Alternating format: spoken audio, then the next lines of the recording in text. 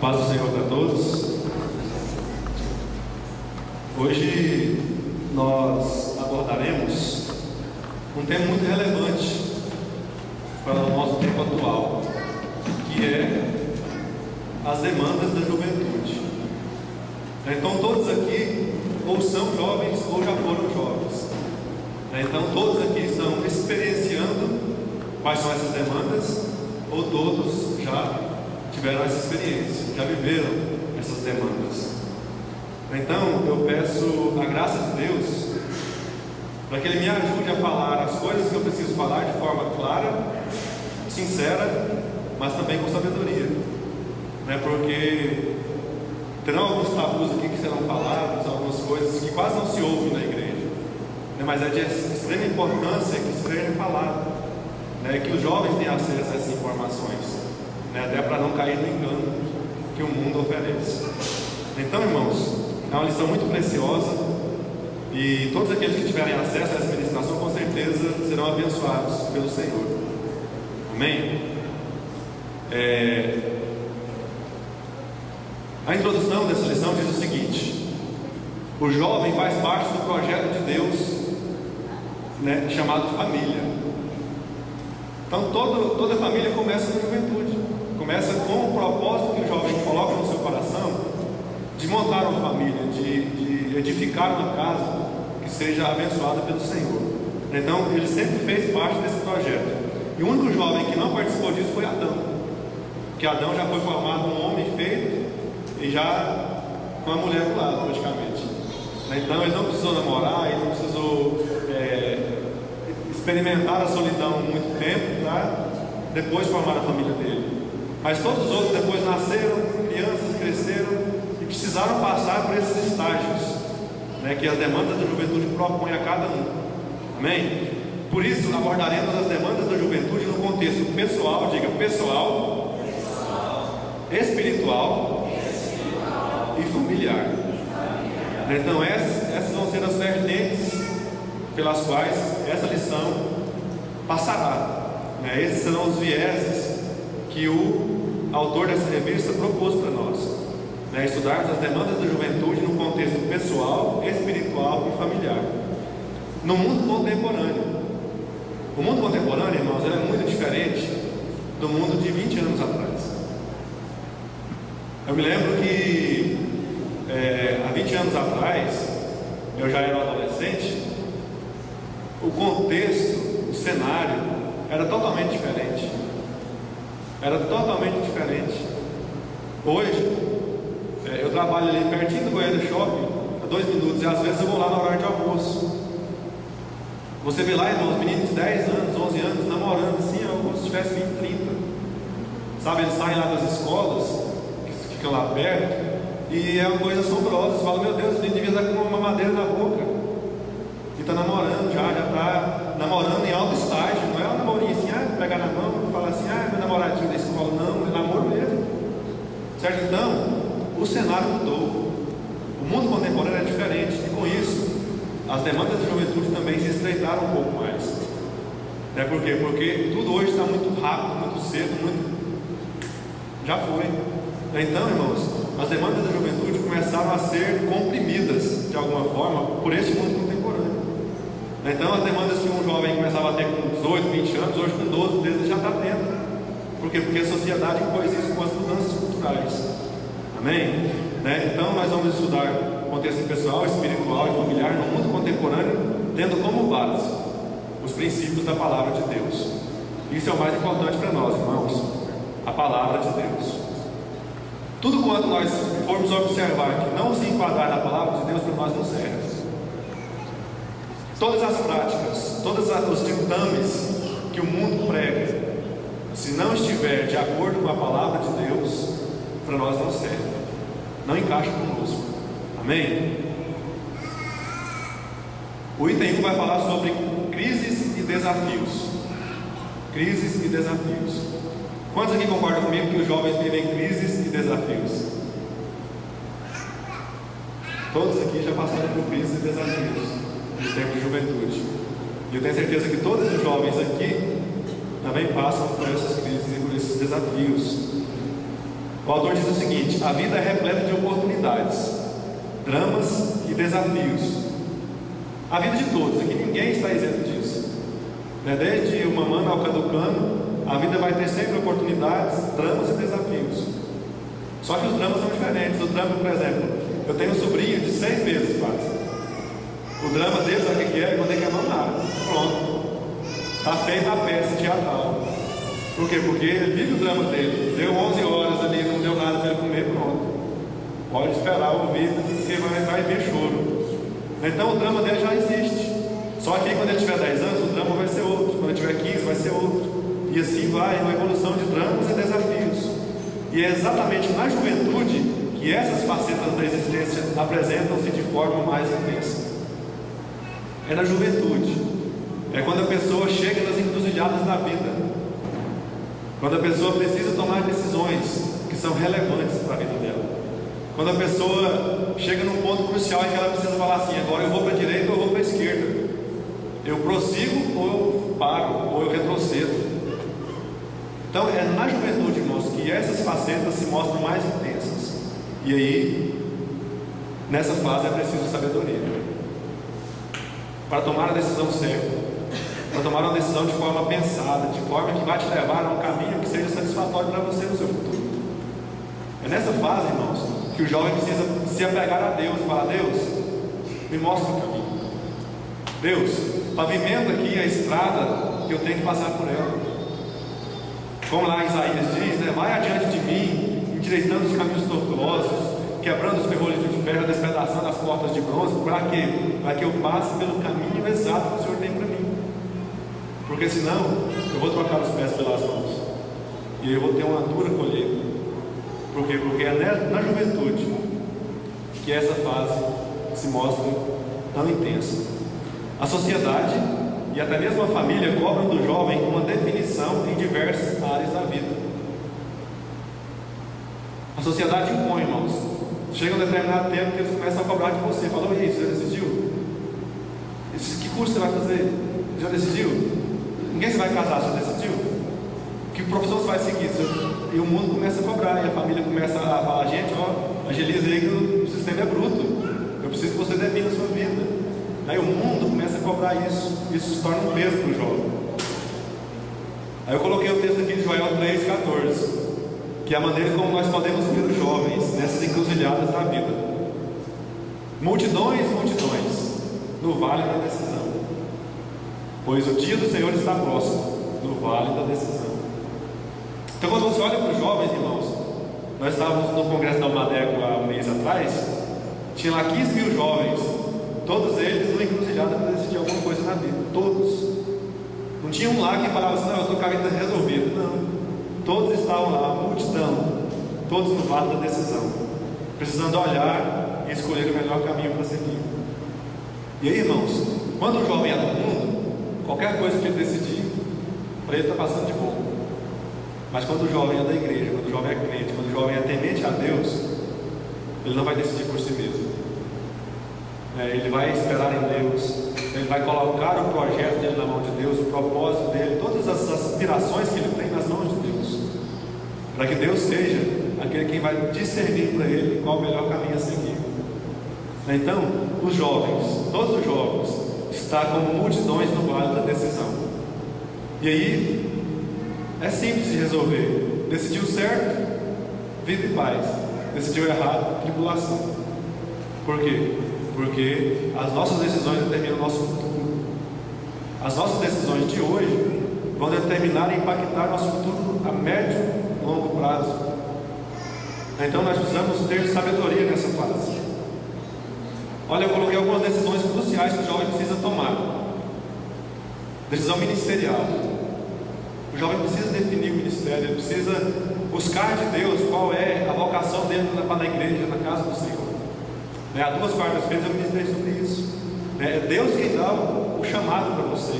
E você precisa se apegar a Deus para Deus mostrar para você em que você precisa se dedicar.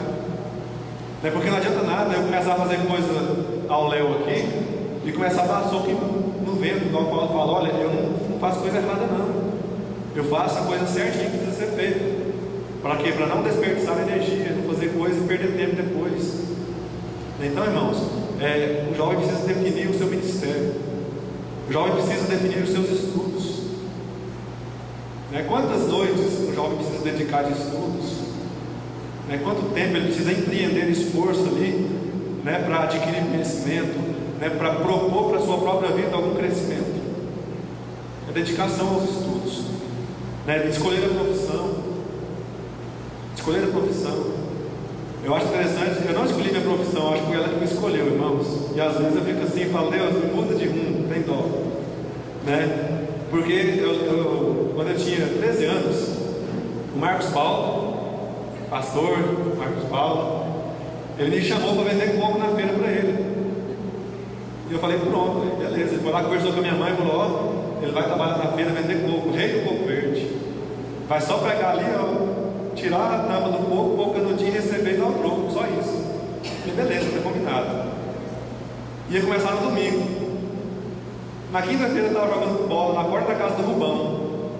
Aí o Rubão falou assim, ô Vaguinho, você quer trabalhar para mim? Não? Eu falei, rapaz, até que eu queria, mas eu já vou vender coco com o Marcos Paulo. Eu falei, não moço, vender coco na feira, você é profissão não. Vamos lá para a gráfica que eu introduzo você numa vida melhor. Aí eu acreditei nele, irmão. Aí eu entrei na gráfica, fiquei 4 anos e meio na gráfica. Depois eu aprendi a trabalhar com design gráfico, já tem 17 anos que eu estou nessa área. Então assim, foi uma cadeia de coisas que foram acontecendo e eu caí onde eu caí. Mas muitos jovens ficam queimando a bufa, Deus, o que eu vou trabalhar? Eu vou ser médico, eu vou ser advogado, eu vou ser pedreiro, eu vou ser um autônomo de alguma área aí. Eu preciso definir a minha vida profissional. E a sociedade cobra isso do jovem. A sociedade leva o jovem a decidir casamento. Há uma pressão muito grande, irmãos, sobre casamento. Você quer saber de uma coisa que me dá ojeriza? Aí eu estar num evento de jovens, e o ministrante pegar o microfone e falar assim, quem não fizer isso aqui não vai casar. Gente, dá vontade de levantar e ir embora, sabe? Por quê? Porque dá a impressão de que o cara caiu num buraco e quer levar todo mundo no mesmo buraco que ele. Sabe? Então assim, se você não fizer isso, você não vai casar. Gente, não é assim que funcionam as coisas não. Sabe? A vida não é só casamento não. Então, tem alguns pregadores, alguns animadores aí de púlpito, que enchem a consciência da gente com esse assunto. Então, irmãos, casamento é importante? Casamento é uma decisão crucial? Porque casamento é para toda a vida. Eu não vou casar aqui para daqui uma semana separar, igual tem acontecido muitas vezes aí. Então, assim, muitas vezes a pessoa fala assim, você tem que casar, já está com 16 anos, tem que casar. O que é isso, irmãos? Então a sociedade, a família impõe uma obrigação para o jovem que se torna um fardo pesado para ele. Então, são algumas decisões cruciais que a pessoa precisa tomar na juventude. Por isso que a juventude está, como lá em Joel, capítulo 3, versículo 14, no vale de decisões. Tem muitas áreas, eu coloquei apenas 4 áreas aqui, mas tem muitas outras decisões pequenas que às vezes tiram a paz do jovem. Mas quando você está com Deus, quando você está apegado ao Senhor, Ele vai te discernir tudo. Ele vai te indicar o caminho em todas as áreas da sua vida. E você vai ser bem-aventurado. Amém, irmãos? Essa pressão por todos os lados pode resultar em crises prejudiciais ao desenvolvimento saudável do indivíduo. Então muitas vezes a pessoa não consegue nem se desenvolver direito por causa da pressão que ela sofre externa para tomar alguma decisão. Então às vezes é como você chegar em um casulo onde está se formando uma borboleta e falar assim, eu vou ajudar essa borboleta a sair. E aí você acaba com a vida da borboleta. Porque para a borboleta se formar de uma forma plena, ela precisa do esforço para sair do casulo. Ela precisa trabalhar as coisas que são necessárias dentro do casulo para depois sair voando por aí. Enquanto a sociedade, a família, a igreja impõe alguma coisa para o jovem prematuramente, é o nascimento de uma borboleta prematura, irmãos. Não vai ter força para voar depois, vai ficar no gabinete pastoral lá a vida inteira. Pastor, minha mulher é isso, pastor, meu marido é aquilo, pastor, e aí não adianta, irmãos.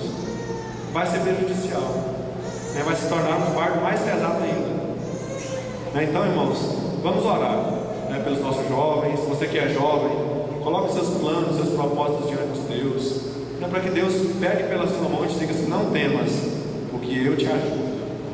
Amém? 1.1 Crise de identidade. Nós vamos falar no item 1 sobre crises e desafios. Primeira crise é a crise de identidade. Uma das muitas crises que podem atingir o jovem cristão é a crise da identidade. Então ninguém está isento disso. Ninguém é imune a viver uma situação dessa. Onde eu estou, quando eu vou, quem eu sou. Então, muitos de nós, em determinados pontos da nossa vida, nós vamos chegar num pensamento que eles falam assim: Deus, eu estou perdido. O que eu faço? Para onde que eu vou? Não sei de nada. Estou no escuro. Então, a crise de identidade. Tem uma música do pregador Lula que eu acho muito bonita, que ele diz assim: eu sei quem sou, sei para onde vou, sei de onde vim e sei quem aqui me colocou. Mas não é todo momento da nossa vida que a gente pode cantar isso de forma plena, não. Porque tem muitas horas que a gente não sabe para onde a gente vai, nem de onde a gente veio, nem quem nós somos, nem mesmo para que nós fomos colocados aqui no mundo. Então são crises de identidade que a gente vai passar em fases da nossa vida, momentos. Às vezes você vai estar assim, olhando no espelho e falando assim: aquele caboclo lá é o cara. Aí depois você vai olhar no espelho e falar assim: nossa, quem que é esse, meu Deus? Por quê? Porque a vida é feita de fases. A vida é feita de momentos de escolha, e cada escolha traz consigo as apreensões que lhe são devidas. O filho pródigo da parábola contada por Jesus em Lucas 15 é um bom exemplo. Ele foi motivado pela curiosidade, pela insatisfação com a sua realidade. Então o filho mais novo daquele fazendeiro buscou a mudança que desejava num lugar distante. E muitas vezes, irmãos, na crise de identidade, o jovem toma uma decisão precipitada e equivocada, como o jovem da parábola. Decisão precipitada e decisão equivocada. Discute com o pai e com a mãe e fala: eu vou sair de casa. Aí depois tem que voltar com o rabinho no meio das pernas. É ou não é? Eu vou morar com fulano, eu vou com fulano. E está tudo errado. Decisões precipitadas. Decisões que trazem traumas posteriores. Então, irmãos, a crise de identidade é uma realidade. Ninguém aqui está isento disso. A crise de identidade é vencida através da aceitação de si mesmo e da própria realidade. Então, quando é que a crise de identidade vai ser superada por mim ou por você? Quando você aceitar você mesmo. Você fala assim: eu sou si mesmo. Eu olho no espelho e daqui de manhã eu vou olhar no espelho e vai estar do mesmo jeito. Tiago diz que o homem natural, ele se olha no espelho, mas daqui a pouco tem que olhar de novo, porque ele já se esqueceu de como que ele é. Mas o homem espiritual, ele sabe todas as coisas. Deus, através do Espírito Santo, vai lá no íntimo do seu ser e mostra para você quem você é. Então, a crise de identidade muitas vezes leva a pessoa a não aceitar a si próprio, a não aceitar a sua realidade. Deus, por que eu nasci pobre? Deus, por que eu nasci baixo? Por que eu nasci com o cabelo assim? Irmãos, eu já tentei rapar o cabelo, já tentei fazer toda outra coisa, mas é assim, pronto. Não tem cura. Não tem cura. Só você deixar ele crescer e fizer chapinha, só que ele não vai combinar comigo. Então, como é que faz? Senão eu fico com o cabelo ruim. Ah, Deus, mas eu nasci com o pé um pouco torto. Ah, Deus, mas minha mãe é isso, meu pai é aquilo. Para você vencer a sua crise de identidade, você precisa aceitar a si mesmo e aceitar a sua realidade. Aceitar a sua realidade. Ah, Deus, eu tenho meus amigos só compram roupa de marca, andam em carro importado. E daí? Eu não posso. Eu preciso aceitar a minha realidade. Aí eu vou superando as crises de identidade. E aí eu vou vivendo a minha vida de acordo com o que Deus me permite e me possibilita. Aí eu vou vencer a crise de identidade. A rebeldia deve ser substituída pela fé, que nos faz crer que quem somos e onde estamos hoje não determina quem seremos e onde estaremos amanhã. Irmão, isso aqui é tremendo. O jovem da parábola, o filho pródigo, ele foi rebelde, ele se revoltou e fugiu. Mas nós precisamos trocar a rebeldia pela fé, porque a fé nos faz crer que quem nós somos hoje e onde nós estamos não é definitivo, porque Deus pode vir e mudar a nossa sorte. Deus pode vir e fazer um milagre na nossa vida. Deus pode vir e mudar a nossa página, nos dar uma nova história. Então, irmãos, é colocar na mão de Deus que você vai vencer a crise de identidade. Aceite-se a si mesmo. Você não se encaixa no padrão de beleza que o mundo prega. Amém, foi Deus que te fez assim. Você não tem a condição financeira que você gostaria. Amém, Deus te colocou nessa família. Você não tem o ministério que você gostaria de desenvolver. Você não é aquele cara que usa botoadura, sapato branco, sai com cartãozinho aí, conferencista internacional. Não, amém. Se Deus quiser isso para você, Ele vai te levantar e levar você aonde Ele quiser. Mas se você apenas prega para 20 pessoas, aceite a sua realidade. Não viva crise de identidade por causa disso, porque a seu tempo Deus fará as coisas acontecer na sua vida. Amém?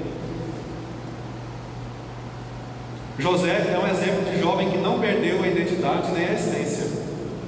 A realidade de José, irmãos, ela era triste, odiado pelos irmãos, vendido como escravo, encarcerado, mas ele não se deixou levar pelas circunstâncias. Ele creu que Deus poderia mudar a sua sorte, como de fato aconteceu. Então, irmãos, talvez hoje você esteja vivendo numa redoma, talvez hoje você esteja vivendo em alguma prisão e pensando assim: nunca vai mudar. Deus pode mudar. Deus pode surpreender você. Tem uma canção do Davi Sasser que chama O Deus que Surpreende. A canção diz que Deus faz o sol brilhar inédito a cada dia para você. Então, irmãos, a crise de identidade ela é real, mas a crise de identidade é vencida quando Deus, em cooperação conosco, faz as coisas acontecerem. Aí você vai superar a crise de identidade. Amém? Então, irmãos, José não se deixou levar. As circunstâncias mudam sempre. Nossa vida é como as estações do ano e como as fases da lua. Por isso precisamos nos manter firmes quando elas não estão favoráveis.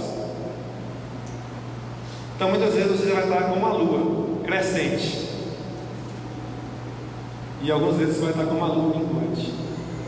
A vida é assim, e ninguém jamais viveu uma vida que fosse plena o tempo todo, em uma linha reta. Mas basta uma má notícia, a lua que era crescente se torna minguante. Basta uma situação crítica para que aquele verão, aquela primavera se torne um inverno terrível. Então, irmãos, a nossa vida é como as fases do ano, as estações do ano, e como as fases da lua.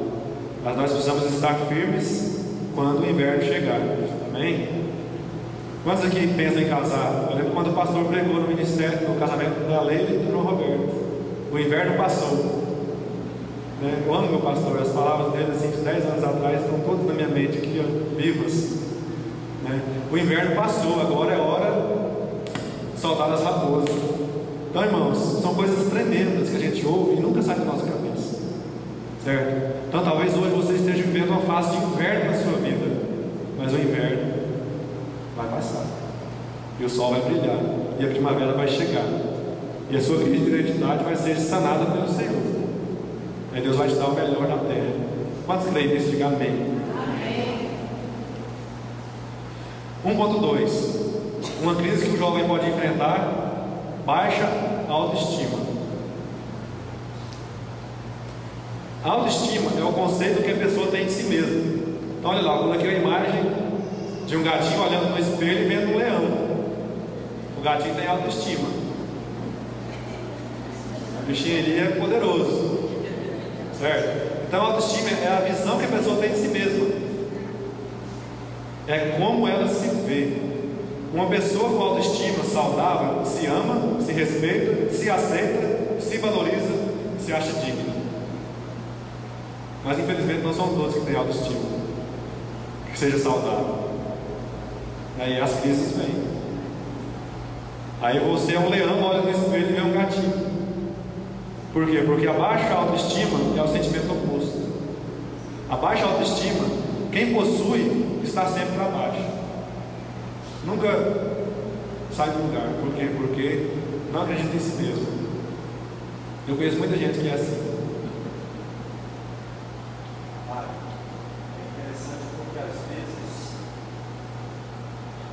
Às vezes, irmãos, um gato que se vê como leão faz mais do que o leão que se vê como gato, não é?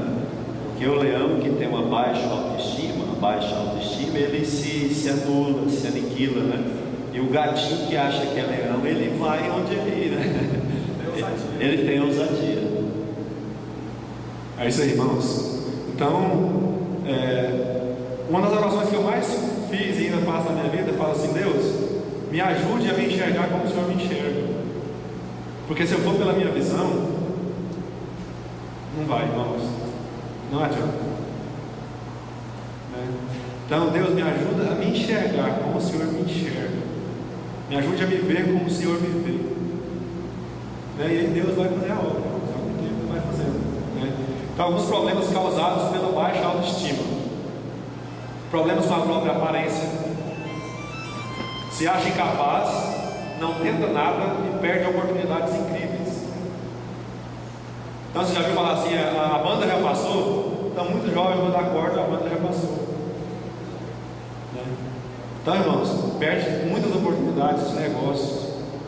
Eu lembro uma vez o pastor Edmar ministrou no Bethesda e falou assim que a oportunidade é um careca que só tem cabelo aqui, que não tem cabelo aqui atrás, né? Aqui é careca aqui atrás. Se ela passar, não tem como você puxar mais. Então você precisa estar atento para quando o cavalo passar arriado, você não perder a pontaria. Mas muitas vezes a baixa autoestima nos leva a perder grandes oportunidades. A pessoa vive insegura, Um outro problema causado pela baixa autoestima é a insegurança. Tem dificuldade de se relacionar, porque tem medo de não ser aceita pelos outros. Porque se eu não me aceito, como é que as pessoas vão me aceitar? Esse é o pensamento, que a baixa autoestima traz. E a baixa autoestima pode evoluir para um quadro depressivo. Aí, irmãos, a coisa vai degringolando cada vez mais.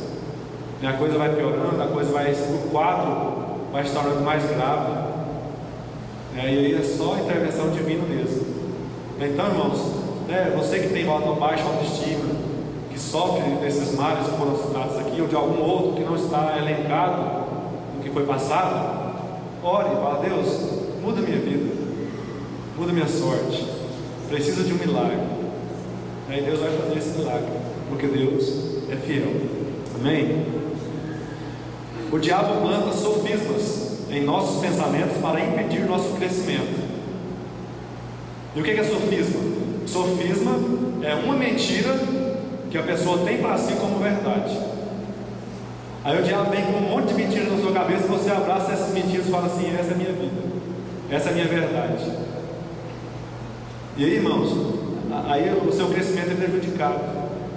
O diabo vem com essas mentiras, com esses sofismas na sua mente, justamente para impedir você de crescer, justamente para impedir você de ser um instrumento poderoso na mão de Deus. Mas sabe qual que é a boa notícia? 1 Coríntios 10, 4 e 5. Porque as armas da nossa milícia não são carnais, e sim poderosas em Deus para destruir fortalezas, anulando os sofismas e toda altivez que se levante contra o conhecimento de Deus, e levando cativo todo o pensamento à obediência de Cristo. Então nós temos uma arma poderosa, irmãos, arma poderosa em Deus para anular esses sofismas do diabo. Anular esses sofismas do diabo. Se é mentira, eu não vou me apegar à mentira. Eu vou ouvir aquilo que Deus tem para mim e vou viver de acordo com esse propósito. Isso é vencer a baixa autoestima. Somos o que pensamos, por isso precisamos proteger nossos pensamentos. Aí eu coloquei 3 textos bíblicos. Provérbios 23, 7. Vamos ler todos juntos, em alto e bom som. 1, 2, 3. Porque como imaginou no seu coração, assim ele é. Colossenses 3, 2. 1, 2, 3. Pensai nas coisas que são de cima, e não nas que são da terra. E Filipenses 4, 8. 1, 2, 3. Quanto ao mais, irmãos, tudo que é verdadeiro, tudo que é honesto, tudo que é justo, tudo que é puro, tudo que é amável, tudo que é de boa fama, se há alguma virtude e se há algum louvor, nisso pensai. Então, irmãos, nós precisamos guardar nossos pensamentos para vencermos a baixa autoestima. 1.3 Desafios do cristão contemporâneo. Existem 3 grandes desafios que o jovem cristão deve aceitar para que possa glorificar a Cristo de maneira plena em sua vida. São 3 desafios que o autor propõe aqui. O primeiro é o desafio moral. Em um mundo de verdades relativas, valores invertidos, fazer a coisa certa, na hora certa e de maneira certa, conforme a palavra de Deus, é um grande desafio.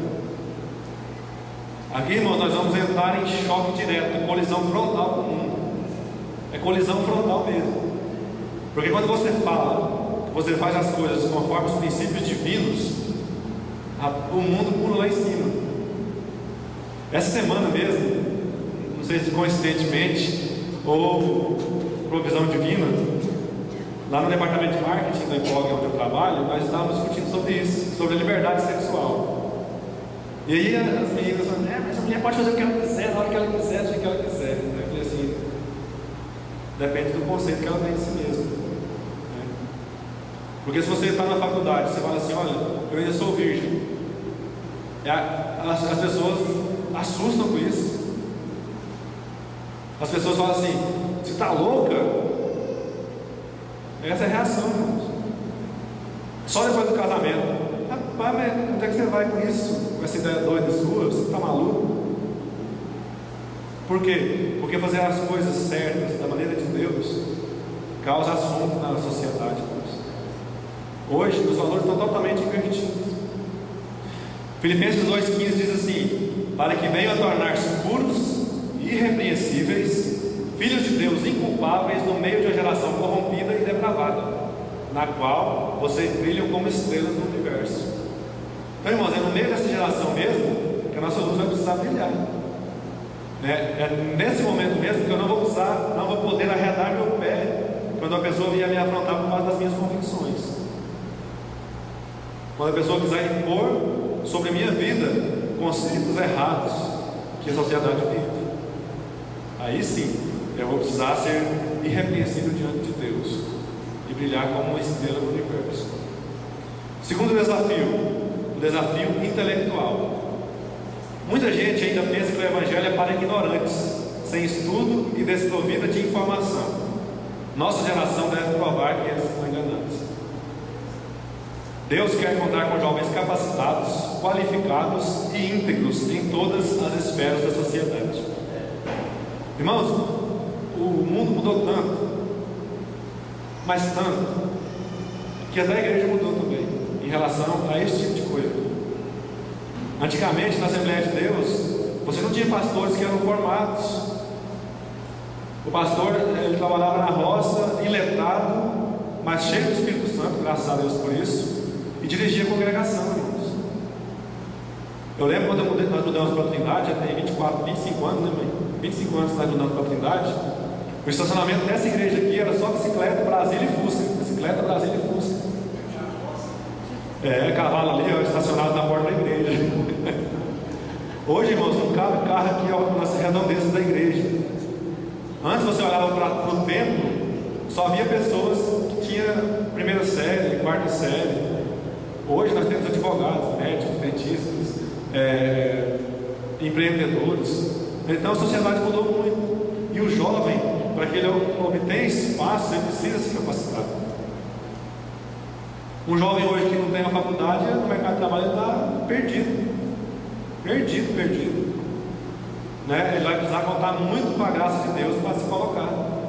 Por quê? Porque o mundo está cada vez mais exigente, o desafio intelectual está cada vez maior. Pastor Jair. Pai, Senhor, irmãos, isso aí é uma grande verdade que o Wagner está falando. Quando eu estava em Jussara, nós tínhamos lá na igreja muitas mulheres, esposas de fazendeiros, ricos da região, mas os maridos, os esposos não eram da igreja. Aí elas falavam assim: domingo você almoça na minha casa, eu vou domingo na casa da outra irmã, o meu marido vê que tem um professor da faculdade que é crente. para mostrar que elas não estavam erradas, que elas podiam estar frequentando lá, né? Que tinha até um professor da faculdade que era crente, que estava na igreja. Então isso aí é uma grande verdade. E tem uns 15 anos, né, agora, né? Esse tempo agora. Então, irmãos, é um desafio intelectual, né? Deus conta com uma pessoa que não sabe nem escrever, nem ler, sabe? Deus pode fazer com ela o que Deus quiser. Deus pode tornar o maior ministro, mas Ele espera que você faça a sua parte, para poder contar com você integralmente. Colossenses 2:3. Nele, em Cristo, estão escondidos todos os tesouros da sabedoria e do conhecimento. Então, irmãos, nós devemos nos pegar a Cristo para desenvolver nosso intelecto, né? Para que nós estejamos capacitados. Estou desempregado, o que eu vou fazer? Eu vou pegar meu currículo aqui, formado nisso, curso prático nisso, curso técnico naquilo, e a porta vai se abrir com mais facilidade, irmãos, com certeza, com certeza. E o terceiro desafio, o desafio espiritual. O jovem deve ter caráter, ser estudioso, antenado, mas não pode abdicar de sua comunhão com Deus, jamais, jamais. Se alguma coisa te faz pecar, corte. Jesus ia crescendo em sabedoria, estatura e graça, diante de Deus e dos homens. Lucas 2:52. Então Jesus, irmãos, nosso mestre, é o nosso modelo de crescimento integral. Não adianta nada eu vir aqui para a igreja e falar assim: Deus, eu vou ficar orando o dia inteiro, o Senhor arrumar um emprego para mim. Chega lá, na empresa não tem competências que eles precisam. Você sabe mexer no computador? Não. Você sabe lavar banheiro? Não. Não. Então, faça, meu filho, não tem como não. Não é porque o mundo é dinâmico, o capitalismo engoliu o mundo. Então é assim, deu lucro, continua. Não deu conta mais, tchauzinho. Tchau e bênção, sem dó nem piedade.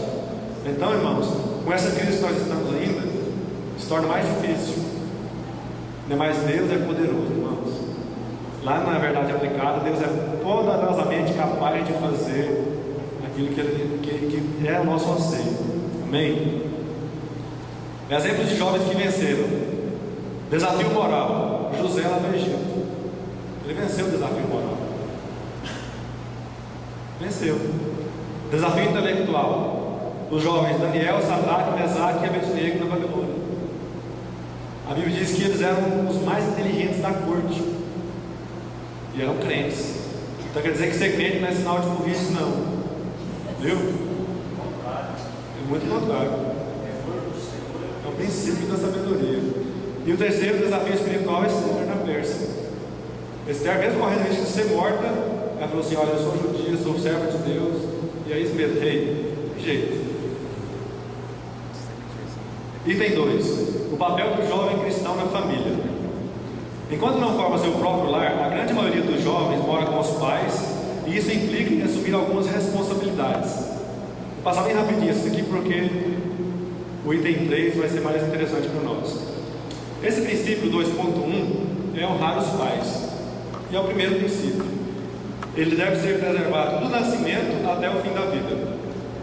Isso aqui não vai ter momento na sua vida que você vai falar assim: eu casei agora, não preciso mais honrar o pai.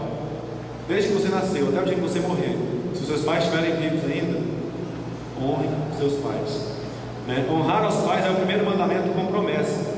Isso está lá em Efésios 21:12 aliás, Êxodo 21:12 e Efésios 6:2. 2.1.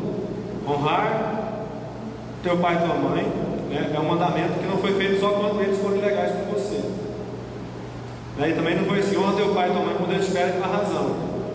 Não. O mandamento é: honra teu pai e tua mãe. Ponto final. Não é se eles forem legais, não é se eles forem bonzinhos, não é se eles tiverem razão, é honrar em todo o tempo. Honrar é muito mais que obedecer, é apoiar, proteger, cuidar, não criticar e nutrir profundo respeito por aqueles a quem Deus conferiu a autoridade sagrada de pai e mãe. Então honrar, irmãos, é um processo que engloba muitas coisas.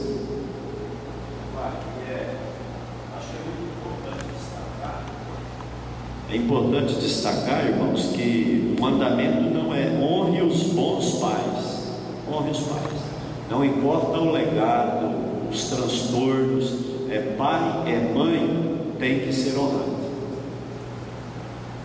Então, irmãos, não é uma escolha, é mandamento. Não é falar assim, hoje eu não amanheci bom, então eu não vou honrar, não. Mas é todos os dias. 2.2, contribuir para a manutenção do lar. O jovem cristão pode dar algumas contribuições para que o lar seja mais agradável e abençoado possível. Vamos ver algumas delas? Contribuição espiritual, através da oração, intercessão e compartilhamento das coisas espirituais. Então, com seu pai, com sua mãe, com seu tio, com sua avó, compartilhe as coisas espirituais. Se você recebeu alguma coisa de Deus, compartilhe com essas pessoas. Contribuição física, ajudando nas tarefas domésticas. Então, eu tenho muito homem, muito marido que fala assim: opa, aqui comigo não, lavar prato nem pensar. Mas é uma necessidade, a gente precisa contribuir com isso, né? Contribuição financeira, ajudando no orçamento familiar. E contribuição emocional, mantendo abertos os canais de comunicação. Então, irmãos, algumas contribuições. E o 2.3 é ganhar a família não crente. Muitos jovens fazem parte de uma família onde um ou mais membros não conhecem a Cristo. Isso é uma realidade da nossa igreja. Muitos jovens vivem essa realidade. E quando sofrem perseguição, afronta e escárnio por causa de sua fé. Muitos. Né, o pai chega e fala assim: menino, esse caminho seu não vai levar a lugar nenhum. Mantenha-se firme. E o que fazer nessa situação? Primeiro, os pais devem ser honrados e amados da mesma forma. Seu pai pode crucificar você porque você é crente, mas você deve honra a eles. Segundo, toda a família deve ser alvo de oração e intercessão. E terceiro, o jovem deve ter um bom testemunho. Senão, irmãos, não adianta nada você falar assim: Jesus é maravilhoso, Jesus mudou minha vida. Pai, eu preciso visitar a igreja. Mãe, a senhora não é crente? Vamos lá, vai lá no evento lá, a integralidade da mulher. E aí, lá na sua casa, você faz tudo errado.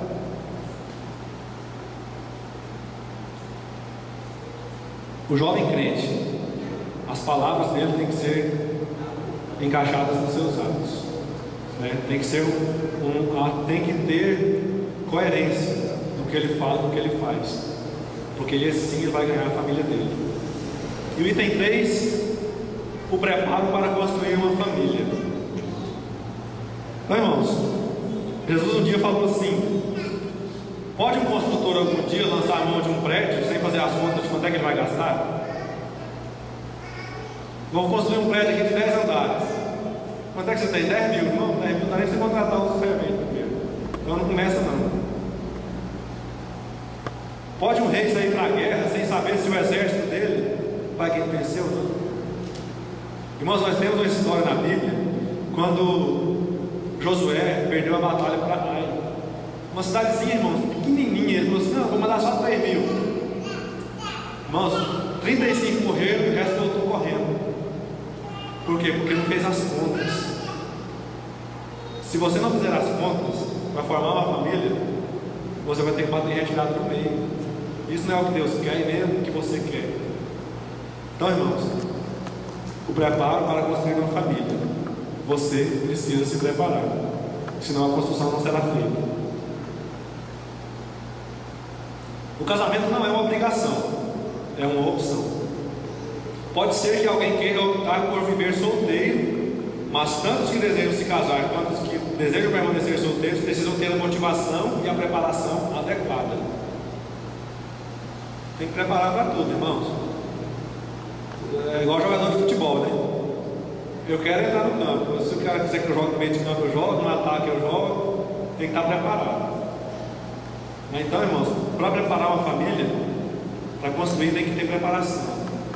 E o autor colocou aqui algumas motivações erradas para casar. Para que seja bem sucedido, o casamento necessita de motivações corretas. Mas concorda comigo? Diga amém. Motivações corretas, irmãos. A Bíblia diz que Deus sonda até as intenções do nosso coração.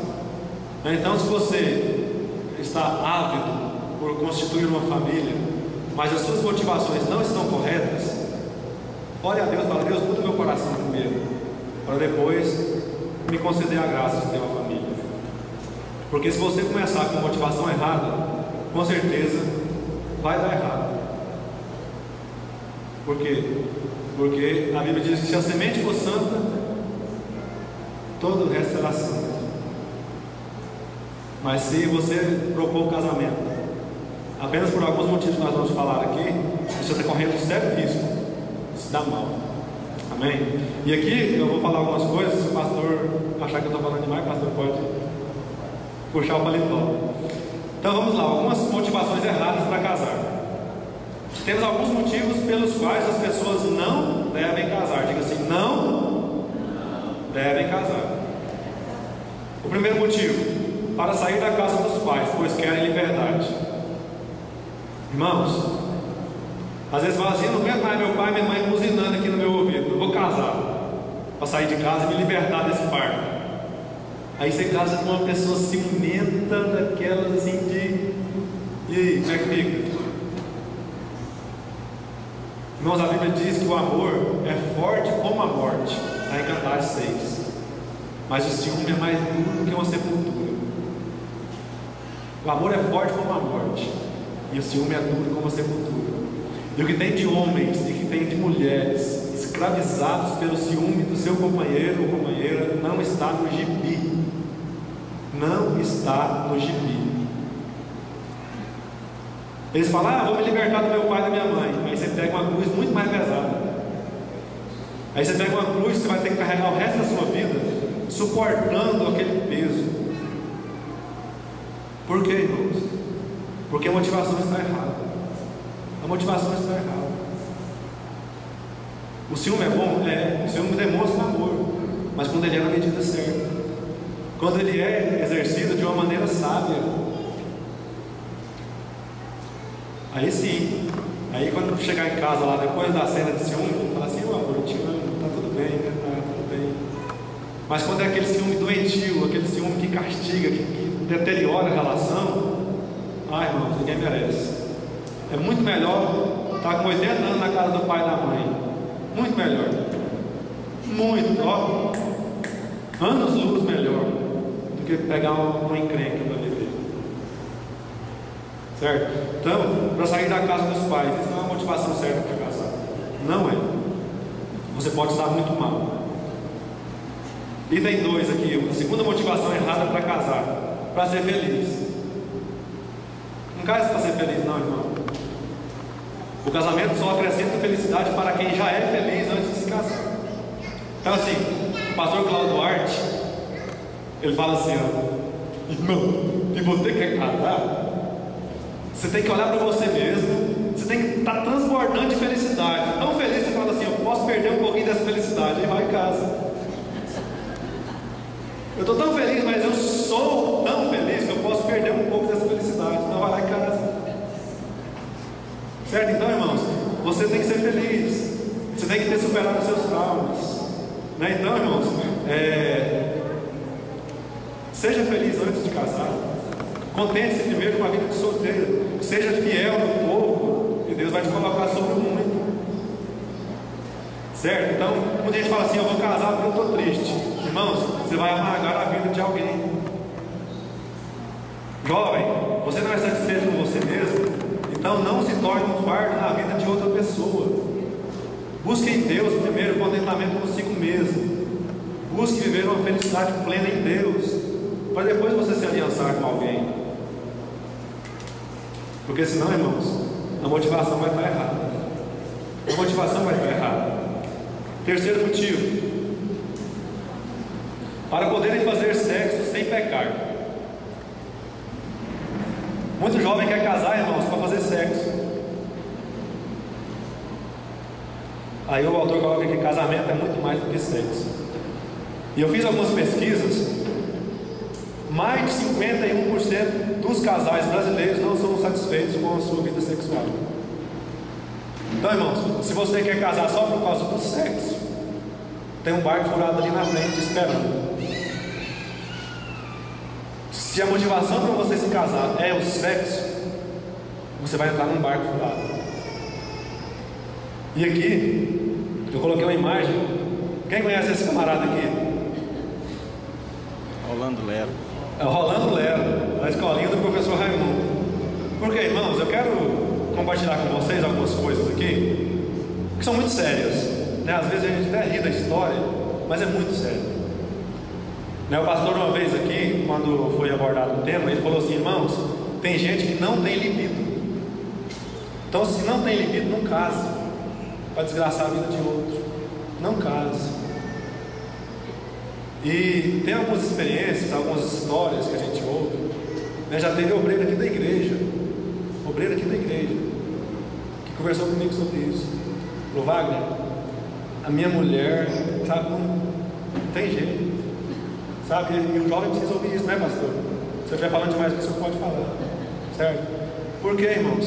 Porque a pessoa casa pensando que é uma coisa e é outra. O obreiro aqui da igreja falou assim: Wagner, eu estou pensando em procurar prostituta. Por quê? Porque a minha mulher, no namoro eu pensei que ela era uma labareda, quando casei era uma cinza. É desse jeito, irmãos, é desse jeito. E o jovem precisa saber disso para não entrar em barco furado. Sexo não é a motivação certa para casar.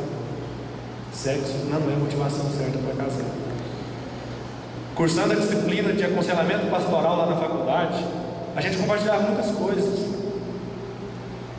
E aí, as irmãs também sofrem com isso. As irmãs também sofrem. Por que eu coloquei o Rolando Lero ali, ó? Porque foi compartilhado por um pastor professor lá uma situação, irmãos, que é absurda. A mulher, toda carente, porque o marido está lá deitado eternamente em berço esplêndido. Aí ela falou assim: já que Maomé não veio até a montanha, vai até o Maomé, né? E ela se propôs, né? Falou: vou tomar iniciativa aqui, senão não vai sair nada do meu casamento, que vai ficar uma represa parada.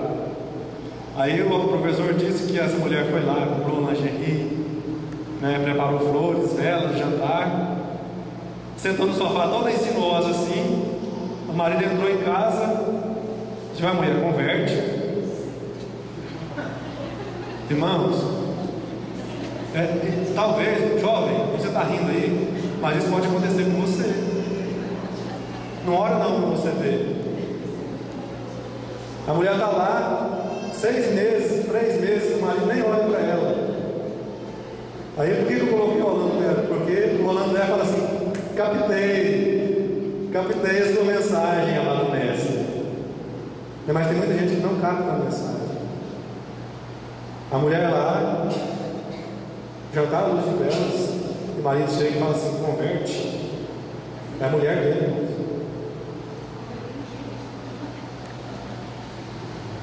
Irmãos, e esse assunto é tão sério, e a hora correta de ser abordado é na juventude, né?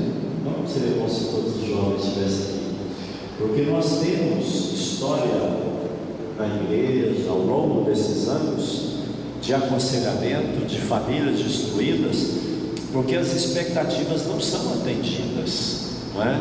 Ou então aquela situação de alguém que fala: eu não consigo me conter, pastor, eu tenho que casar, e sai doido, aí a primeira ovelha que passa é tá. Só que a esposa fica doente e ele é tão carnal que ele não dá conta de conter, aí ele vai prostituir, vai adulterar, né? Então a motivação é: eu tenho que casar porque eu não dou conta, é errada. O homem tem que ter domínio próprio, a mulher tem que ter domínio próprio. Isso é carnalidade, não é falta de domínio. Até porque a aliança de casamento, ela é até a morte. Aí um dos cônjuges está passando por um problema, é um resguardo, uma criança que nasce, tem aquele período, mas aí acabou o casamento, né? Então, eu vou casar porque eu não consigo ficar sem ter relação sexual. Não é a motivação correta, né? Ainda que haja necessidade do contraponto, quem não tem esse libido, quem não tem esse desejo, também não deve casar, porque vai ser uma cruz, um fardo. E nós temos história disso. Pessoa que casa, passa uma semana, a esposa aguardando, nada acontece, e já imaginou uma situação dessa, né? E é real, é muito real. Tem que se tomar cuidado e orar realmente Deus abençoa, e conversar francamente, namoro, noivado, conversar, porque é aí que se resolve. Mas hoje, Wagner, eu acredito que a maioria dos casamentos é por questão sexual. Eu acredito, né? Não tem, bom, está passando, eu tenho, até para não pecar, e aí cai numa situação difícil. Eu ia falar justamente sobre isso, irmãos. A igreja sempre teve a prática de não fazer curso de noivos, mas hoje existem muitos cursos de noivos, justamente para que seja conversado sobre isso. Né? Então, o que veio na minha cabeça ali, quando eu estava preparando essa lição, é que você ore, fala assim: Deus, me dá uma pessoa que seja o meu número. Dá uma pessoa que seja o meu número. Pronto. Deus vai preparar para você uma pessoa que seja igual a você, que te satisfaça e que viva uma vida plena e feliz com você. Um jogo igual. Não é porque não adianta nada você casar para ter uma coisa e de repente chega lá, não é isso. Né? Então tem muitas coisas que eu poderia falar sobre isso. Né? Muitas mulheres ali, passam para um lado, passam para o outro, e o marido lá no videogame.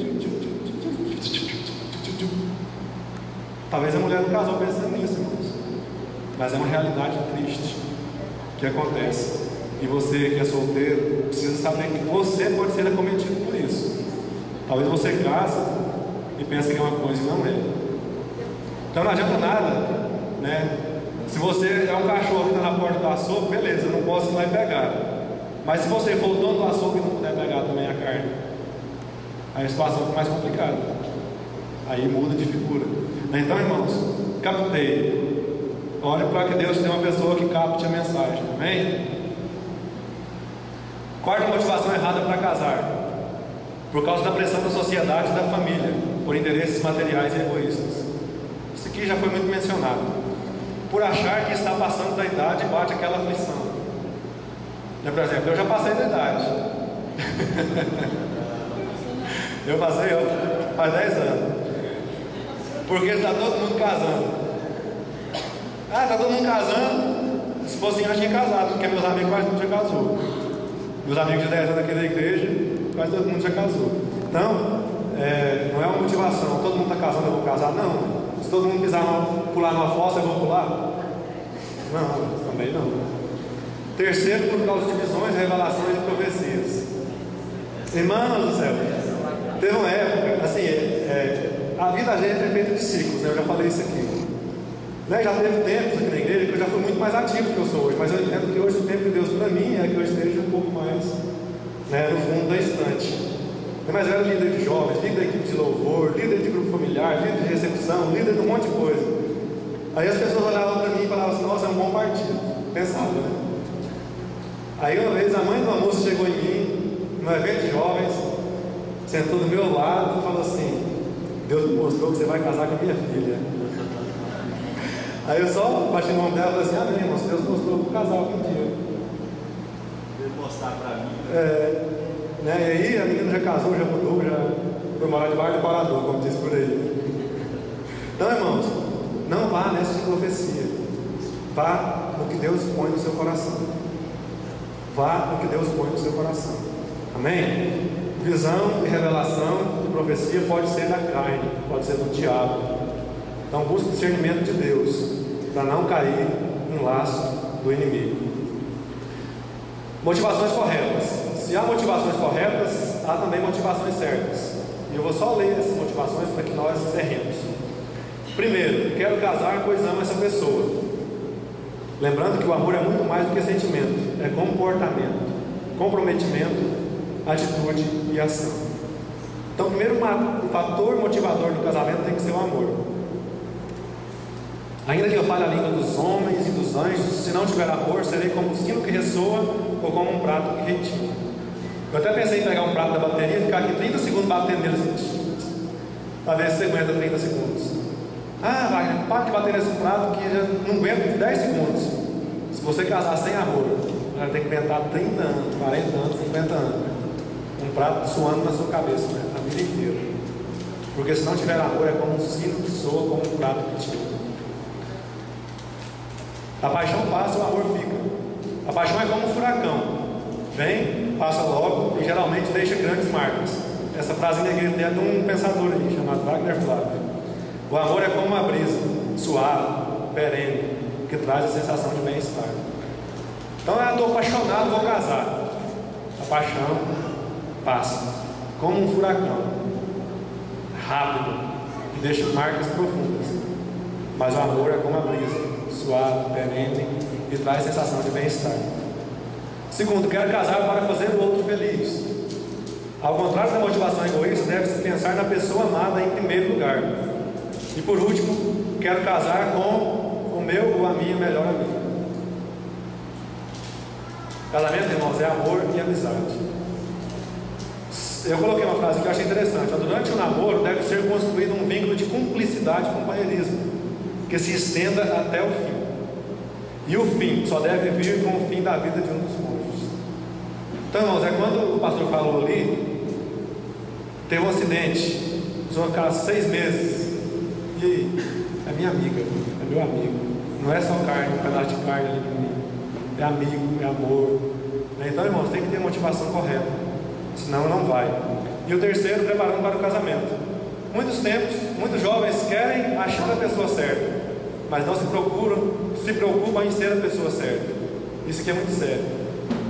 Ao invés de procurar a pessoa certa, fala assim: Deus, me faça a pessoa certa para alguém, que aí Deus vai colocar vocês num olhar direto. Estude, tenha uma profissão, busque uma boa colocação no mercado de trabalho. Não se esqueça de servir a igreja. E o mais importante, priorize Jesus em sua vida. Priorize Jesus. Senão, eu coloquei uma frase do pastor Lucim Barreto: casar não é escolher uma pessoa, é matar todas as outras. Então, jovem, hoje você é solteiro, você olha para uma, olha para outra, olha para um, olha para outro, olha para um, ou então a moça olha para um, para o outro, para um, para o outro. Quando você casou, você deletou todos os outros. É automático. Casou, deletou os outros. Não existem mais possibilidades. Amém? É para sempre. E a conclusão: apesar de todas as demandas que os jovens possuem, cremos que na palavra de Deus encontramos orientação, resposta e direção para tudo o que precisam. Além disso, nosso Deus não está distante. Ele está bem perto para falar e revelar a sua vontade. Amém? Então, jovens, que Deus abençoe as suas vidas. Que Deus dê a vocês um bom futuro. Casado, solteiro, não sei, mas um bom futuro. Rico, pobre, não sei, um bom futuro. Um futuro em Deus, que você vai viver feliz. Amém? Presbítero Leandro, obrigado pela oportunidade. Me desculpe pelos 3 minutos.